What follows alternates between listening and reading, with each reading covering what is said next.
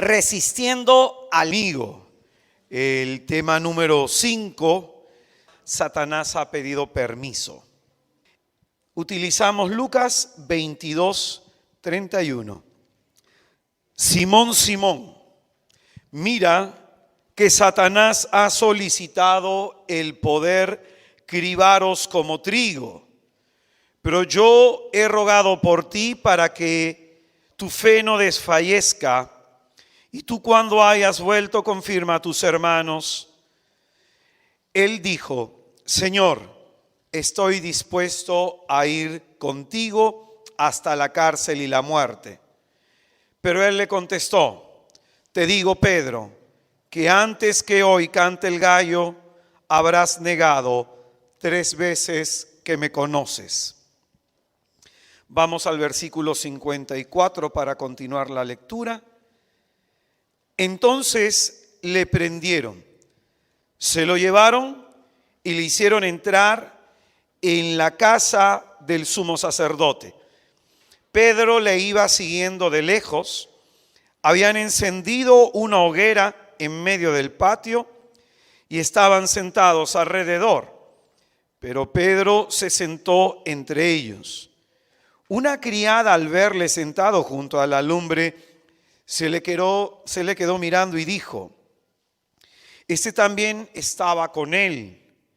Pero él le negó: mujer, no le conozco. Poco después le vio otro y dijo: tú también eres uno de ellos. Pedro dijo: hombre, no lo soy. Pasada como 1 hora, otro aseguraba: cierto que este también estaba con él, pues además es Galileo. Le dijo Pedro: hombre, no sé de qué hablas. Y en aquel mismo momento, cuando aún estaba hablando, cantó un gallo. El Señor se volvió y miró a Pedro. Recordó Pedro las palabras que le había dicho el Señor: antes que cante hoy el gallo, me habrás negado 3 veces. Y saliendo fuera, rompió a llorar amargamente. Es palabra del Señor. Hemos empezado este taller desde la 6ª petición del Padre Nuestro, en donde el Señor nos invita a que con confianza le pidamos al Padre que no nos deje caer en la tentación. Amén. El texto que acabamos de leer es un pasaje de difícil interpretación, en el que el Señor advierte a Pedro de que Satanás ha solicitado el poder, ha pedido permiso para cribarlos como trigo. Es decir, no solamente Pedro, sino que toda la comunidad apostólica va a ser zarandeada, va a ser sacudida por Satanás. Y aunque el texto no nos lo dice de forma explícita, sí de forma implícita, el texto nos muestra que el Señor le ha dado permiso al diablo. En el versículo 32 del texto leído, después de que el Señor le anuncia la inminencia del ataque del diablo, el Señor le dice: yo he rogado por ti para que tu fe no desfallezca. En esto, como estamos señalando, de forma implícita, se nos está diciendo de que el Señor le ha dado permiso a Satanás para zarandear a la comunidad. Por eso es que te digo que este es un pasaje de difícil interpretación. Yo quisiera centrarme en algunos versículos de este texto para darle un poco de claridad a lo que nosotros vamos a experimentar como cristianos. Vamos con el versículo 31, el primer versículo. Dice: Simón, Simón, mira que Satanás ha solicitado el poder cribaros como trigo. Vamos a dividir en 2 partes este primer versículo. La primera parte: Simón, Simón, mira que Satanás ha solicitado poder. En algunas traducciones dice que ha pedido permiso al Señor. Pues bien, yo quisiera que por un momento quites el nombre de Simón y pongas tu propio nombre. Mi nombre es Israel Israel, Israel, mira, es decir, date cuenta que Satanás ha solicitado el poder. En algunos textos, de acuerdo a la traducción que tengas, va a decir ha pedido permiso. Ha solicitado poder o ha pedido permiso para poder cribaros como trigo. Para que podamos entender este texto hay que decir algunas cosas. Lo primero que vamos a decir es que hay una inmensa diferencia entre lo que es la prueba y la tentación. 3 son los enemigos del alma. ¿Cuáles son? Mundo, demonio y carne. Nosotros hemos comprendido que en las tentaciones del desierto, el Señor es tentado en un primer momento en su carne, después es tentado de una forma demoníaca y después se le ofrece como tentación, como última, los reinos de la tierra. Amén. Cuando nosotros somos tentados por nuestra carne, habíamos señalado de Santiago capítulo 1 en el versículo 13 que nadie cuando sea tentado diga es Dios quien me tienta, porque Dios no es tentado ni seducido por el mal. Cada uno de nosotros somos arrastrados, somos tentados por la propia iniquidad que hay dentro de nosotros, por el propio mal que hay dentro de nosotros, por la concupiscencia. Amén. Entonces, muchas veces nosotros decía que solemos echarle la culpa al diablo de todo. Pero de pronto, ¿por qué yo estoy inclinado hacia la lujuria? ¿Por qué yo estoy inclinado hacia la avaricia? ¿Por qué yo estoy inclinado hacia la ira? ¿Por qué yo estoy inclinado hacia la soberbia? ¿Por qué estoy inclinado a mentir? Es porque así está nuestra naturaleza, herida por el pecado. Amén. Muy bien. Ante esto el Señor nos invita a combatir desde el ayuno para doblegar nuestra voluntad y que nuestra alma se haga más sensible a Dios y a las cosas de Dios. La lucha contra el mundo. El mundo tiene tendencias, tiene presupuestos, nos va a formar criterios de pensamiento, estructuras mentales completamente contrarias al Evangelio de Dios. Por eso es que San Pablo nos dice de que hay que reducir a cautiverio todo entendimiento sometiéndolo a Cristo, a la palabra del Señor. También nos va a decir que no sigamos la corriente del mundo en el que vivimos, más bien convirtámonos, transformémonos por la renovación de nuestros pensamientos para poder distinguir lo que es bueno, agradable y perfecto a los ojos de Dios. Pues bien, contra el mundo, ¿cómo se combate? Con la adoración. Desde la adoración nosotros podemos combatir todas las mentiras del mundo. El diablo es el príncipe del mundo y desde ahí somos nosotros influenciados para volvernos mundanos. El Señor también nos decía que no somos nosotros de este mundo. Es decir, que tenemos que aspirar a cosas celestiales y no quedarnos atrapados en las cosas terrenales. Cuando el alma gusta mucho de los bienes terrenos, cuando el alma tiene muchas complacencias terrenas, al alma le cuesta ser sensible a las cosas de Dios. Amén. Nos hemos referido de la tentación según el demonio, que él tiene un fin específico cuando nos tienta.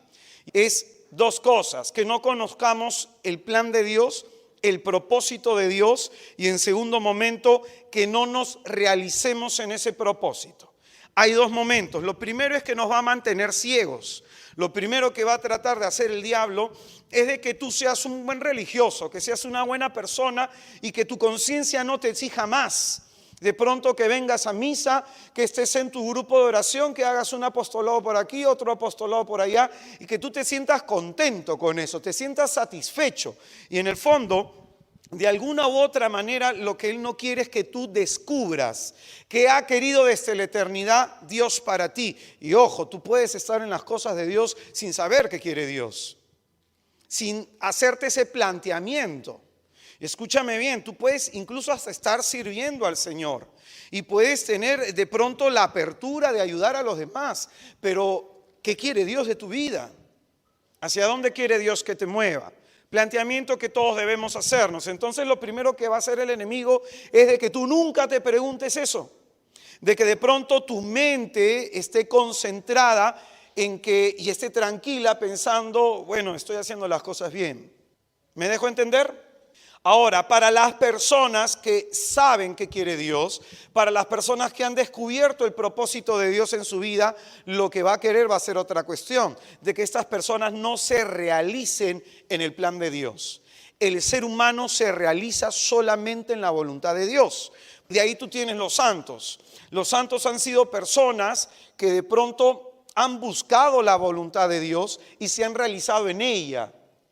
Y es por eso que de pronto tú no vas a encontrar pues un santo infeliz sufriendo de depresión, sufriendo de amargura, de resentimiento, lleno de odios y de venganzas. Incluso Santa Teresa diría: Señor, de los santos amargados y renegones, libéranos, Señor. La vez pasada le decía a una amiga mía religiosa, yo le decía: tú eres esposa de Cristo, ¿sí o no? Sí, me dice ella. Entonces, ¿qué mal te debe tratar tu marido? Y ella me hizo: ¿pero por qué? ¿Por qué dices eso? Porque tú eres renegona, tú eres fastidiosa, hablas mal de todo el mundo, y entonces eso significa que en tu casa tú no debes ser feliz con tu esposo. Pues bien, entonces yo a esta hermana religiosa le decía cómo debe ser, de pronto le preguntaba: ¿cómo crees que debe ser una esposa de Jesús, que tiene como marido a Rey de Reyes? Por eso, hermano, qué importante es que tú descubras para qué te quiere Dios, para qué te ha traído a este mundo. Y para ello decíamos, importante conocer las Escrituras e importante hacer oración y vivir constantemente en la oración. Llegará el momento en que Dios te revela. Si Dios no te lo ha revelado hasta ahorita, pregúntate qué es lo que te falta. Lo que el enemigo no quiere es esto, que tú te realices en el propósito de Dios. Cuando hablamos nosotros de tentación demoníaca, hablamos de la seducción, hablamos de la influencia que va a ejercer el demonio en nuestra psicología. El campo de batalla va a ser nuestra mente. Amén. Y el diablo va a poner pensamientos con un propósito: que desistamos de seguir a Cristo. Pensamientos de derrota, pensamientos de qué me sirve tal o cual cosa, pensamientos que al final lo único que van a hacer es apagar nuestra fe. Primera de Tesalonicenses, capítulo 3, versículo 5 dice: el tentador os hubiera tentado y que nuestro trabajo quedara reducido a la nada. La preocupación de Pablo con respecto a la iglesia en Tesalónica es la siguiente. Su preocupación porque él siente que el diablo le está impidiendo ir a Tesalónica a evangelizar y a confirmarlos en la fe. Pablo está intentando ir a Tesalónica y encuentra que como causa eficiente para que él vaya, como posición, es el tentador. Y él entiende cuál es el propósito, porque hasta el Espíritu Santo, si el Espíritu Santo nos revela cuál es el propósito de Dios en nuestra vida, también el Espíritu Santo nos revela los propósitos del malo. Y en este caso San Pablo está reconociendo lo siguiente: el diablo no ha querido que vaya. ¿Por qué? Porque el tentador hubiera tentado y que nuestro trabajo quedara reducido a la nada. Es decir, todo lo que Cristo había logrado en el corazón de esas personas quedara reducido ¿a qué? Toda tu experiencia de fe puede llegar un momento en que una de las solas flechas incendiarias de Satanás, si llega a caer en el bosque de tu corazón, con un fuego pequeño prende todo el bosque y todo queda reducido a nada. De ahí la importancia de resistir, de someter pensamientos, sentimientos y acciones a Dios y de combatir las acechanzas del enemigo para que él huya no teniendo nada que reclamar de nosotros. Amén. El diablo, hermano, entonces va a buscar destruir las tres virtudes teologales y no necesariamente lo va a hacer en un solo ataque. El diablo puede tomarse como estratega que es hoy día, a lo mejor te ataca a través de un problema conyugal, a la siguiente a lo mejor te ataca con un problema familiar, de salud de un ser querido, a la siguiente semana te ataca con un problema de trabajo. Es decir, y no hablamos que lo va a hacer en el lapso de un año. No pienses que este es tu año. No, hermano, él puede tomarse mucho tiempo. No tiene nada que perder. Más bien él te quiere perder. Y por eso es que a lo mejor a través de tu vida ha habido un ataque muy fuerte cuando tú eras pequeño. A lo mejor en otro momento ha habido un ataque muy fuerte en tu adolescencia. A lo mejor en otro momento en tu adultez primera, otro ataque fuerte. Ha habido otro ataque fuerte cuando decidiste ingresar a una comunidad. Y así, el enemigo es estratega. Y su objetivo es destruir las virtudes teologales. Destruir especialmente la fe. Pues si cae la fe, si cae nuestra fe, cae la esperanza y cae la caridad. La fe es el fundamento de donde se levanta todo el edificio espiritual de una persona. Por eso cae la fe de una persona, cae todo lo demás. La fe implica creer en la existencia de Dios. La fe implica creerle al Dios que existe y la fe implica creer en la eficacia de su poder. Entonces hay mucha gente que puede creer en la existencia de Dios pero duda de su poder. Hay mucha gente que puede creer en Dios, pero al no leer su palabra significa que no cree en su palabra. Y de pronto tú puedes ser muy buen religioso, crees en la existencia de Dios, sin embargo, ¿por qué crees que no lees su palabra? ¿Por qué crees que no te llama leer su palabra? Si lo primero que hace el Espíritu Santo cuando toca a alguien, lo lleva a todo tipo de contacto y de comunión con Dios. Oración, lectura de las Escrituras, sacramentos, comunión con los hermanos. Y si tú no te estás sintiendo atraído a leer las Escrituras, ¿sabes por qué es? Porque el Señor le dijo a los saduceos lo siguiente: ustedes están en un error porque no conocen las Escrituras ni el poder de Dios. ¿Acaso el Espíritu no dijo a través de su profeta Oseas, mi pueblo muere por falta de conocimiento? Y en ese contexto que el mismo profeta dice, un pueblo ignorante se pierde. ¿Y cuántos de los que estamos acá podemos ser hermanos de comunidad? Por ahí que no sabemos 2 que 3 versículos, por ahí que debemos haber leído alguna que otro pasaje de la Biblia, sin embargo, apenas nos pasa un problema no sabemos qué hacer. Y en el fondo eso es lo que quiere el enemigo. Un pueblo ignorante se pierde. Mi pueblo muere por falta de conocimiento. El enemigo entonces quiere atacar tu fe, apagarla de cualquier forma. Leer las Escrituras es como que meterle combustible a una hoguera. Cuando la persona lee las Escrituras, al leerlas, su fe queda incendiada. La palabra es eso. La palabra cuando toca es un fuego que prende en el alma. Entonces, de ahí que en las Escrituras tú vas a encontrar que ante el ataque demoníaco siempre se va a advertir lo siguiente: resistan firmes en la fe. Siempre esa es la advertencia. Resistan firmes en la fe. No dice resistan firmes en la esperanza. No dice resistan firmes en la caridad. Se cita específicamente una virtud teologal, la fe, que en algún momento ya no nos va a ser útil porque lo contemplaremos cara a cara. Pero mientras estemos acá, nos urge crecer en gracia.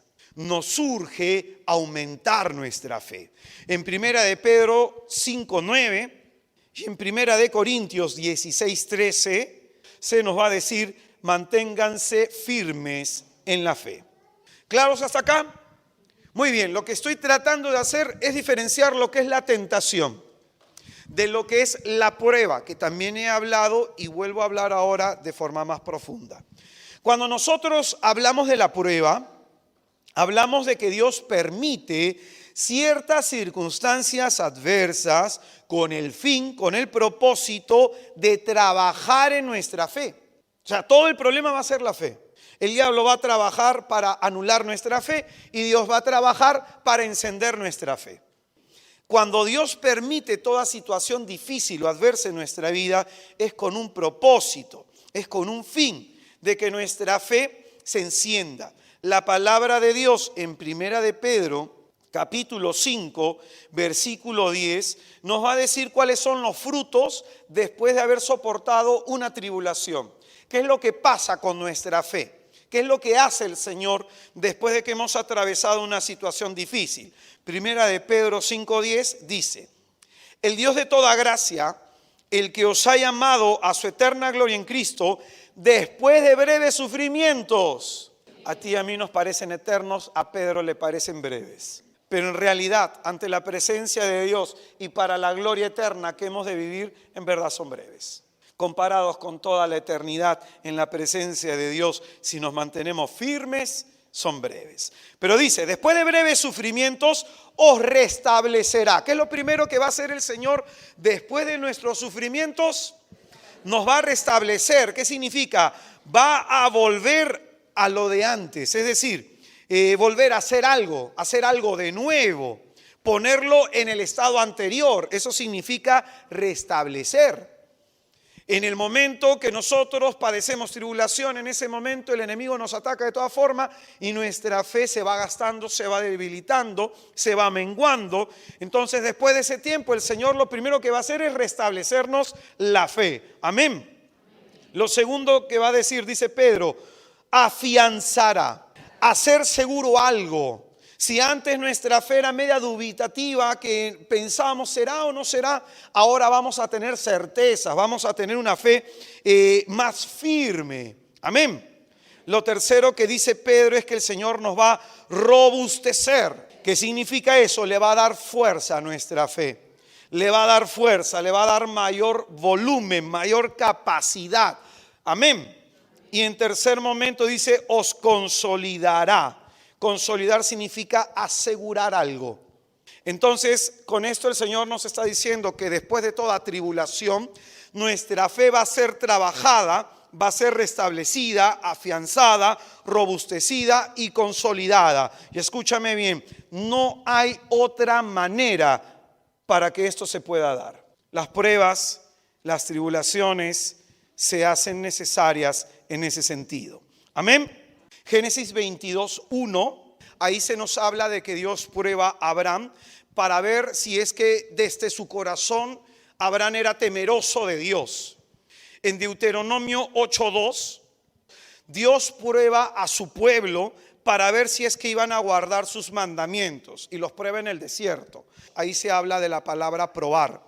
Segunda de Crónicas 32:31 dice las escrituras que en un momento determinado Dios abandonó al rey Ezequías para probarle y para descubrir todo lo que había en su corazón. El Salmo 11 versículo 5 dice que el Señor prueba, el Señor examina el corazón del justo y del malvado. Y en Job 23:10 dice Job, si el Señor me prueba, saldré como oro. En todos estos textos hay una cuestión en común, que el Señor prueba el corazón del hombre. ¿Y qué significa esto? El Señor prueba el corazón para ver si el hombre es capaz de responderle a Dios en medio de la adversidad. Vamos a leer Job capítulo 1 versículo 6. Un día en los que los hijos de Dios fueron a presentarse ante Yahvé, apareció entre ellos el Satán. Dijo entonces Yahvé al Satán, ¿de dónde vienes? El Satán respondió, de dar vuelta por la tierra y pasearme por ella. Yahvé replicó al Satán, ¿te has fijado en mi siervo Job? No hay nadie como él en la tierra. Es un hombre íntegro y recto, temeroso de Dios y apartado del mal. Respondió el Satán a Yahvé, ¿te crees que Job te teme a Dios por nada? ¿No ves que lo has rodeado de protección a él, a su casa y a todas sus posesiones, y has bendecido sus actividades y sus rebaños se extienden por el país? Pero trata de ponerle la mano en sus posesiones y te has apuesto a que te maldice a la cara. Contestó Yahvé al Satán, de acuerdo, métete con sus posesiones, pero no le pongas la mano encima. Y el Satán salió de la presencia de Yahvé. Este texto, que es la conclusión de todos los libros sapienciales, sería bueno de que los leas también. Aquí se nos da la explicación de algo que es importante, porque el justo pasa también tribulaciones como aquella persona que no es justa. Y de pronto este pasaje nos muestra lo mismo que hemos leído en el Evangelio de Lucas. Satán se presenta ante Yahvé y pide permiso. ¿Para qué? Para ir tocando las posesiones de Job con un propósito, a ver si es que quitándole lo que Dios le ha dado, Job se mantiene en alabanza y en bendición o reniega en la cara de Dios. Entonces, Dios permite voluntad permisiva, permite las adversidades de nuestra vida para que nuestro corazón sea probado, para que nuestra fidelidad, para que nuestro amor a Dios sea probado. Amén. Pues bien, a mí me han dicho algunos amigos ingenieros que después de haber construido un edificio, el tamaño que tenga, por lo menos pasan 4 años hasta que se ha sentado toda la construcción y comienzan a aparecer grietecitas. Entonces, recién a partir del 4.º año, ahí uno se da cuenta si la construcción estuvo bien hecha o no, si se pusieron bien las bases o no. Pues bien, ¿de qué te quiero decir esto? Es fácil decir que uno crea en Dios cuando todo está bien. Es fácil decir yo soy creyente cuando todas las cosas están perfectas. Pero al 4.º año de ser creyente, cuando vienen las tribulaciones, cuando vienen las pruebas, cuando vienen las adversidades, si tú quieres ser creyente 30 años y mantenerte en la fe, tú tienes que ser probado desde tu base. Entonces el Señor va a permitir que el diablo nos ataque. Va a permitir que el diablo aproveche nuestras tempestades para sembrarnos miedos, dudas, angustias y un montón de cosas en el corazón, para ver realmente si es que somos temerosos de Dios o no, para ver realmente de qué estamos hechos, porque esas tempestades permiten que aparezcan en nosotros las grietas y las fisuras. Y una grieta no es lo mismo que una fisura. La fisura nos habla de una falla en la construcción. ¿Y eso qué significa? Que a lo mejor no hemos construido bien nuestra fe, que a lo mejor nuestra fe era una fe muy emocional. Éramos de los que, gloria a Dios, aleluya, servíamos a los demás porque eso le hacía bien a nuestro espíritu, pero al momento que en las tribulaciones ya no queremos nada. Eso permite ver de qué estamos hechos. Amén. Entonces, la prueba permite que nos confrontemos con quienes somos y en la prueba se nos muestra la verdad de quienes somos. Se nos muestra la verdad de quienes somos, porque a veces nosotros decimos yo soy creyente, yo soy bueno, yo soy aquí, yo soy allá, pero la tribulación permite ver la verdad que tú desconoces de ti mismo. Por eso es que Pedro en el versículo 34, ¿qué es lo que le dice al Señor en este Lucas 22? Le dice, él contestó que el Señor le dijo a Pedro en el versículo 33, perdón, Señor, estoy dispuesto a ir contigo hasta la cárcel y la muerte. Pedro estaba pensando en lo que estaba diciendo. ¿De dónde le venía eso? Es pura emoción. Y así somos nosotros, no del Espíritu Santo, hermano, es pura emoción. Señor, por ti yo voy a hacer esto, Señor, por ti lo otro. En momentos que estás en adoración, dices, Señor, quiero ser como esa vela que se chorrea a tus pies. Y cuando viene la tribulación, a ver, díselo pues. Sí, Jesús es mi Señor, Jesús es mi Salvador. Y en el momento de la tribulación, ¿qué pasa? Pedro le dijo de pura emoción al Señor de que no le iba a negar, de que le iba a seguir hasta la cárcel. Y hermano, y tú y yo sabemos la conclusión de este texto, dice incluso el versículo 62 que Pedro lloró amargamente. ¿Y por qué lloró amargamente? Por orgullo también.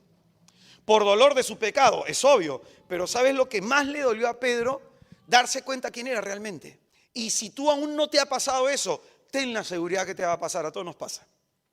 Que en algún momento tú, tan buena ayudando, tan bueno ayudando, tan bueno predicando, tan bueno haciendo aquí, juzgando a todo el mundo, ay, pero esta persona yo no sé por qué se ahogó en ese problema, ay, esta persona yo no sé por qué esto, y tan seguro de ti, y cuando te pasan las pruebas, ahí te confrontas y te das cuenta la persona cobarde que eres, la persona insegura que eres. La persona incapaz de seguir a Cristo hasta el punto del sacrificio. Ahí te das cuenta cuán lejos estás del Señor cuando tú pensabas que estabas cerca. Dios permite la adversidad como con Pedro para que te des cuenta la verdad de tu corazón. La verdad te va a hacer libre, dice el Señor. Amén. Yo conozco a mucha gente que después de haber caído en un tipo de pecado se aleja del Señor. Y es que es bien fácil criticar al otro. Y que es bien fácil de pronto decir, pero el otro ¿por qué? Le falta humildad. Y de pronto cuando a ti el Señor te lo exige, te cuesta demostrarla. Por eso, hermano, nunca hay que hacer leña del árbol caído. Porque el Señor a veces permite, para que entiendas y comprendas al árbol caído, permite que también tú caigas. Y de pronto todos los que estamos acá nos debe haber pasado en algún momento en nuestra vida que hemos criticado a alguien y después con el tiempo nos ha pasado justo lo mismo o no. Nunca juzgues. Ese es el problema de los que juzgan y critican. No se llama karma, hermano. Eso significa pedagogía divina. Que para que dejes de juzgar y criticar la misma desgracia del otro que tú juzgas, el Señor permite que te pase para que aprendas a sentir misericordia. Amén. El llanto amargo de Pedro le mostró a Pedro que no era verdad que le decía: Señor, yo estoy dispuesto a dar la vida por ti. Porque le niega 3 veces. Y es más, el contexto del Evangelio de Juan, que rapidito te lo explico, es impresionante, cuando se habla de las negaciones de Pedro. Jesucristo está siendo interrogado por el sumo sacerdote y le dicen: ¿eres tú el rey de los judíos? Y Jesucristo dice: pregúntenle a los que han caminado conmigo. Y en ese momento Juan cambia la escena y pone la negación de Pedro: no lo conozco.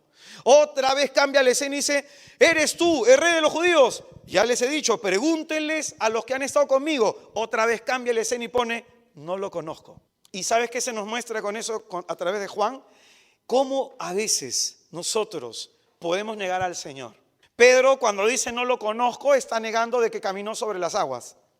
Está negando de que fue testigo de la resurrección de Lázaro. Está negando la pesca milagrosa. Está negando todos los milagros del Señor. Está negando toda su experiencia de fe. ¿Y todo por qué? Por miedo. Por eso te digo, el diablo nos confronta contra nuestros más profundos temores, porque el miedo está en total oposición a la fe. Y por eso el Señor, para sanarnos de los miedos, permite que seamos confrontados. Tú le dices: Señor, que no pase esto, que no suceda esto. ¿Y sabes para qué? Para que en tu corazón tú te desprendas de todo y dependas solamente del Señor tu Dios. Amén. Entonces estamos hablando acá de lo siguiente: de la tentación y de la prueba. La tentación va a ser permitida por Dios para probar nuestro corazón. Amén. Ahora decíamos, esa es la primera parte, ¿no? Satanás ha solicitado poder o permiso. Este es lo primero que tenemos que decir. Lo segundo que tenemos que decir para comprender esa parte es que dice: Satanás ha solicitado el poder o ha pedido permiso. ¿Qué significa eso? Que el demonio es una criatura limitada en su accionar. Él no puede hacer contigo lo que le da la gana porque no está por encima de Dios. El diablo es criatura. ¿Y qué significa? Que lo contrario del hombre, ¿qué es? La mujer. De Dios, Dios no tiene contrario. El diablo no es el contrario de Dios. Será el contrario de San Miguel, de San Rafael, de Gabriel, de los arcángeles. Pero Dios no tiene contrario, es único. Entonces, ¿qué significa esto?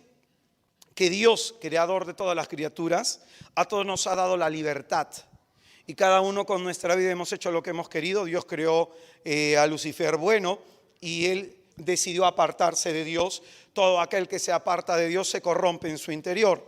Entonces, Él no puede hacer contigo lo que le da la gana, porque en 1 Corintios 10:13 el Señor dice: no permitirá que seas tentado sobre tus fuerzas. Que Él no va a permitir. ¿Quién no lo va a permitir? Dios no va a permitir. Es decir, no es que el diablo pueda hacer lo que le da la gana. Es más, con el Señor que le dijo a Satán en el libro de Job: métete con sus posesiones, pero con él no. Es decir, el Señor le establece el límite. Y de pronto, si el Señor ve que tú estás siendo tentado más allá de tus fuerzas, retira al enemigo. Pero de pronto escucha bien esto: el Señor permite tentaciones que nosotros podamos soportar. Quizás hay personas que en este momento dicen: ¿por qué entonces lo permite? Para que tu fe se fortalezca, robustezca, consolide, afiance, crezca. Porque, hermano, si tu fe es pequeña, no vas a alcanzar la gran bendición que Dios tiene para ti. Si tu fe es pequeña, no te alcanza para tomar posesión de la gran bendición que Dios quiere para ti. A mayor fe, mayor heredad, por decirlo de alguna manera. Amén. El demonio entonces no puede hacer contigo lo que le da la gana, porque la voluntad de Dios se le va a limitar. El Señor no va a permitir, dice en 1 Corintios 10:13, no va a permitir que seamos tentados sobre nuestras fuerzas. Yo quiero que pienses en el paraíso. Dios le dio bendición al hombre y la mujer. Y de pronto el Señor les puso como señores de todo en el cielo. Amén. ¿Quién de pronto se perdió esa bendición o dejó de tomar posesión de su bendición. Dios se la quitó o el hombre y la mujer lo perdieron. Hicieron mal uso de su libertad. Si fuéramos títeres de Dios, Él haría que nosotros hagamos lo que Él quiere. Pero te ha dado el don de la libertad. Y dice incluso las Escrituras: yo he puesto delante de ti la vida y la muerte, la bendición y la maldición. Tú eliges. Porque Dios, a pesar que es nuestro creador, al darle la libertad a todas sus criaturas, le ha dado la libertad para que el hombre, en este caso, libremente le elija a Él. Y no por imposición. Libremente le elija a Él. Amén. La voluntad permisiva de Dios significa que Dios puede permitir sin la necesidad de querer. No quiero que entiendas acá que Dios quiere que el diablo nos ataque. No quiero que entiendas acá que Dios quiere que nos pasen desgracias. Yo no quiero que entiendas acá que Dios no quiere que te pase lo malo. Eso te va a pasar porque si yo tengo hijos, mi libertad puede afectarle de forma positiva o negativa a mis hijos. Mi libertad como ciudadano le puede afectar de forma positiva o negativa a alguien. Imagínate, yo manejo y de pronto me meto una borrachera y haciendo uso de mi libertad, inconscientemente comienzo a manejar y atropellé a una persona. Esta persona la dejé paralítica. ¿Qué culpa tiene Dios? Ninguna. Todos nosotros somos solidarios en orden de nuestra salvación, pero también somos solidarios en el pecado. De ahí que evangelicemos para que tengamos una sociedad más justa. ¿Qué significa esto? Que aunque Dios no quiere la desgracia, la permite, porque Dios puede disponer de todas las cosas que nos pasan para el bien de los que le aman. Porque así de poderoso es Dios, de tu desgracia puede sacar un bien mayor al que tú pensabas, al que tú deseabas, al que tú imaginabas. En Efesios 3:20 dice que Dios puede hacer por nosotros mucho más de lo que podemos pensar, mucho más de lo que podemos pedir. Es decir, hermano, tu mente no tiene la capacidad de imaginar y tu corazón no tiene la capacidad de intuir cuánto Dios puede hacer por ti. Amén. Pues bien, voluntad permisiva. ¿Qué significa eso? Dios no ha querido de pronto que tus hijos se pierdan. Dios no ha querido que le pase tal o cual situación a tu matrimonio. Dios no ha querido de pronto que tú seas una persona sin oportunidades en la vida. No, cada uno de nosotros hemos construido nuestro destino y a veces nuestro destino está involucrado en el destino de otras personas. Entonces lo que Dios puede hacer es que de esa desgracia bendecirte. Y ahí mostrar su amor y su misericordia por cada uno de nosotros. Amén. Entonces, cuando entendemos este texto que Satanás ha pedido poder, lo primero que estamos tratando de entender es que hay que diferenciar lo que es la tentación y lo que es la prueba. Dios permite la tentación para a la vez probar el corazón del hombre. Jesucristo en el desierto es sometido a la tentación. Lo primero que hace el Espíritu Santo es llevarlo al desierto para ser tentado por el diablo. ¿Y para qué fue tentado? Para que soportando a las tentaciones se demuestre como aquel que ama a Dios con todo su corazón, con toda su alma y con todas sus fuerzas. Eso es lo que vemos a Jesús en el desierto, amando a Dios. El negarnos a pecar es amar a Dios. Vivir en la tristeza, vivir amargos, vivir metido en nuestras angustias y dedicarnos al servicio de Dios, eso es amar a Dios. Porque claro, es fácil servir a Dios cuando todo va bien, pero cuando tienes 30,000 problemas, ¿cómo sirves a Dios? A mí me ha tocado servir a Dios en momentos difíciles. Un amigo psicólogo con el que estaba desayunando un día, que le contaba todos mis problemas, me dijo: tío, yo nunca te he visto quejándote. Tío, me dice, y yo nunca te he visto indispuesto a escuchar, indispuesto a atender a alguien, nunca. Y siempre te he visto con una sonrisa y siempre diciendo ánimo. Y yo le digo, es que hermano, es fácil animar a los demás cuando uno está animado.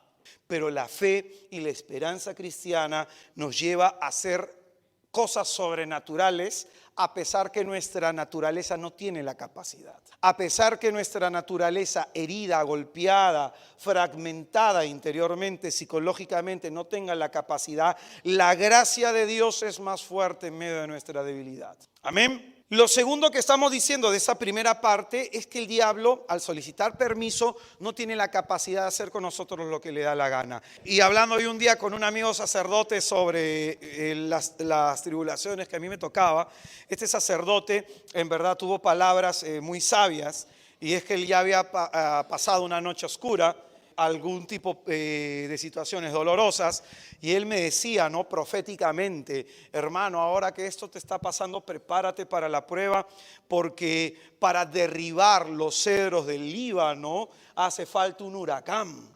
Y yo presiento que lo que tú viene sobre ti es un huracán. Y bueno, tenía toda la razón. Y de ahí que te agarres desde tu raíz. ¿Y cuál es tu raíz? La cruz. Tu ancla es la cruz. Por eso siempre recomiendo que tengan un crucifijo y oren a Cristo crucificado. Amén. Otro texto para ahora, bueno, acá te explico. A todos nos van a venir problemas, pero de acuerdo, cada uno aguanta lo que puede. El Señor no te va a mandar pues las pruebas del Padre Pío, ¿no? Porque, obvio, cada cual tiene su capacidad de aguante. Tú no vas a aguantar como aguanta la otra persona. Cada uno es de su experiencia de fe, es de su conocimiento. Así que no te asustes, hermano. Y normalmente los santos han sido personas muy atacadas espiritualmente para eso, para que constantemente su corazón sea probado. Es decir, Santa Gema, Padre Pío, todo el mundo se lo sabe, pero hay un montón de santos. San Martín, Francisco de Asís, cómo eran tentados, cómo eran atacados. Un montón de santos. San Gabriel de la Dolorosa, también otro pasionista que fue muy fuertemente atacado. Dios permite, incluso se enseña en demonología, que los santos son personas que normalmente sufren de infesta diabólica. Es decir, que constantemente el diablo les para sacando la mugre. Madre Teresa de Calcuta tuvo más de 20 años de sequedad interior y nunca dejó de amar. Si su corazón se sentía seco, ese seco corazón, mira la capacidad que tenía de amar, pues. Es que Dios lo que hace en algún momento en algunas personas es como que se mete Él y tiene que hacerse espacio, pues, para que se manifieste más su gloria y su poder. Entonces uno termina menos chancado, ¿no? La analogía al menos sirve para que entiendas algo. Lo que dice San Pablo: ya no soy yo quien vive, sino es Cristo quien vive en mí, porque la carne quedó totalmente anulada tras esas tribulaciones. Pero en fin, cada uno tiene su vida espiritual, cada uno recibe de Dios el don que el Señor le ha dado. La primera parte era: mira que Satanás ha solicitado poder. Amén. La segunda parte del versículo 31 es: poder para cribarlos como trigo. Escucha bien, cribar significa limpiar el trigo por medio de la criba. La criba, imagínate una especie de colador, esa es la criba. ¿Y limpiarlo de qué? Del polvo, de la tierra que se le ha pegado, de la impureza que pueda tener el trigo. Entonces, esa tribulación que tú y yo experimentamos, esa prueba que Dios permite, significa lo siguiente, que es con la intención de purificarnos. El Señor le va a decir a su profeta llorón, como se le dice a Jeremías: si tú separas el oro de la escoria, serás como mi propia boca. Y de pronto Dios permite la tribulación con ese fin. Eclesiástico capítulo 2 versículo 5: o Sirácides, porque en el fuego se purifica el oro, y los que agradan a Dios en el horno de la humillación. Hermano, yo un día le dije al Señor, entre horno y broma, le dije con este texto, le digo: Señor, entonces ¿por qué te caigo bien, Señor? ¿Para qué te caigo bien? Porque dice que los que agradan al Señor son purificados en el horno de la humillación. Señor, que no te caiga bien, le dije. Porque de pronto las humillaciones que vamos a recibir a través de nuestros problemas van a hacer que se separe las impurezas, lo que no es de Dios en nuestro corazón, para que resurja más fuertemente aquellas cosas que son de Dios. Si quieres entender mejor este texto, yo en mi página Algo que decir por Israel de Cristo he puesto una charla que se llama Conservando la Fe. Ahí puedes leer ese texto que habla sobre el día de la prueba y de la tribulación para que conserves la fe. Entonces esta segunda parte nos dice esto: Simón, Simón, Israel, Israel, mira que Satanás ha solicitado el poder cribarlos como trigo. Segunda parte, versículo 32. Pero yo he rogado por ti. ¿Qué está haciendo el Señor? Dice: yo he rogado por ti. Es decir, ¿qué significa esto? Junto con el ataque demoníaco viene el auxilio de la gracia. Entonces, ¿qué significa? Dios no ha dejado que el diablo te meta tu combo solito. Dios de pronto, imagínate que estás en un ring de boxeo Y en ese ring de boxeo, de pronto el diablo te está atacando y Dios te dice, baja, aquí, allá. Es tu manager, el que está ahí atrás. Y de pronto, si ve que te están dando duro, va a agarrar la toalla y la va a lanzar para protegerte. Para una persona que boxea, el boxeador no es solo, tú lo verás en el cuadrilátero, pero en realidad si el boxeador gana o si pierde, es una victoria y una derrota compartida. Su entrenador tiene mucho que ver en su victoria y también tiene mucho que ver en su derrota. Y en este caso, Jesucristo dijo que nosotros somos más que vencedores, que todo lo podemos en aquel que nos fortalece. Amén. Entonces el Señor sabe pelear el Señor, ya peleó en el desierto, peleó en la cruz. Entonces, ¿qué te está diciendo a ti? Te está entrenando para que pelees. Amén.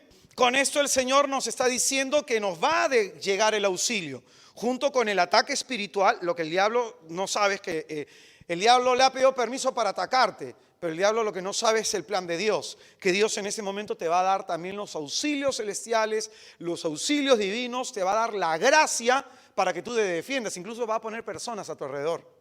A mí me ha tocado en algunos momentos darle cobertura espiritual a algunas personas, orar por ellos constantemente hasta que más o menos los vi fuertes ya para que me echen solitos. 1 Corintios 10:13, otra vez cito este texto y lo cito 2 veces para que entiendas que es importante. Dice, no habéis sufrido tentación superior a la medida humana. Escucha, por más que sea una tentación demoníaca, no has sufrido una tentación mucho más a la medida humana. Amén. Y fiel es Dios que no permitirá. Y fiel es Dios que no permitirá, por amor a ti, por su fidelidad, no va a permitir que seáis tentados sobre vuestra fuerza. Acá viene la otra parte. Antes bien, con la tentación os dará modo de poder resistir con éxito. Dice, con la tentación te va a dar el modo para que resistas con éxito. Es decir, cuando el diablo te ataca, también el Señor te da su auxilio y te da su gracia. De ahí que nos enseña a decir, no nos dejes caer en la tentación. De ahí que nos diga el Señor desde Getsemaní, el espíritu es animoso, la carne es débil, velad y orad para que no caigáis en tentación.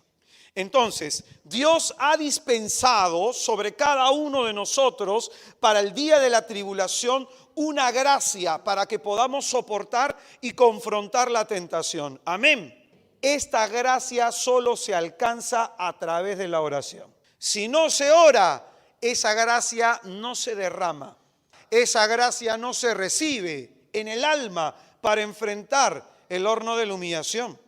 Yo he rogado por ti. Con esto el Señor está diciendo, no estás solo en tu problema, no estás solo en tu tribulación. Dios no nos ha abandonado, Dios está con nosotros y en ese momento lo que nos pide es orar.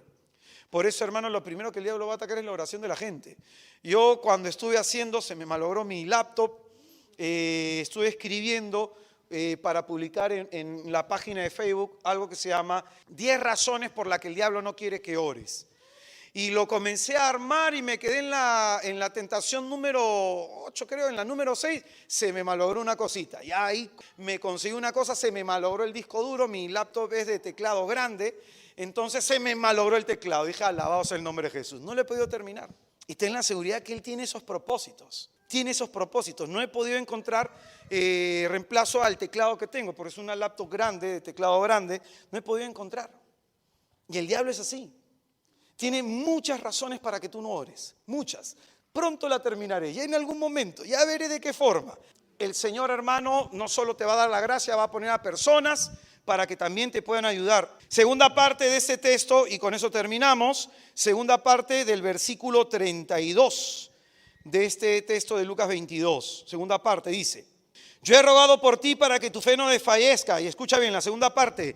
Cuando tú hayas vuelto, confirma a tus hermanos.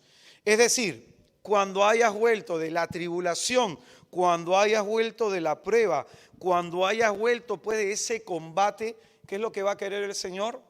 Sal a confirmar, sal a proclamar lo que el Señor ha hecho contigo. ¿Qué significa esto? La fe se transmite a través de la experiencia personal. De pronto, ¿por qué yo te puedo decir esto? ¿Por qué de pronto tú te has sentido identificado con algunas cosas que he dicho acá? Porque yo las he vivido. Y de pronto las he vivido quizás primero, con un fin. de confirmarte en la fe. Pero lo que tú vivas también tiene ese propósito de que en algún momento tú confirmes la fe de alguien, sostengas la fe de otra persona, ayudes en la fe de otra persona. La experiencia cristiana se tiene que transmitir, se tiene que testificar, no quede en nosotros. Porque en verdad, ¿cómo cree la gente en el Señor cuando tú le hablas a la gente de tus mismos problemas? Cuando tú a la gente le hablas de sus mismas tribulaciones y que en medio de todo eso hubo un Dios que te sostuvo. ¿Qué va a provocar en el corazón de esa persona que está pasando por tribulación? Que no pierda la esperanza, que no pierda la esperanza. Un día una persona consumidora de pasta, creo, me dijo: hermano, cada vez que yo te escucho predicar, yo pienso lo siguiente: si Dios ha hecho eso por ti, también lo va a hacer por mí. Eso es confirmar en la fe, contar lo que Dios ha hecho en ti, para que la persona que esté escuchando piense que el Dios que me ha ayudado a mí, es el mismo que te está ayudando a ti. Y si Dios me ha sacado a mí adelante, también lo va a hacer contigo. Y si Dios estuvo conmigo, aunque nadie más lo estuvo, también Dios lo va a hacer contigo. Amén. Nuestra tribulación entonces va a servir para esto, para que podamos darle a los demás testimonio que Jesús está vivo. Amén.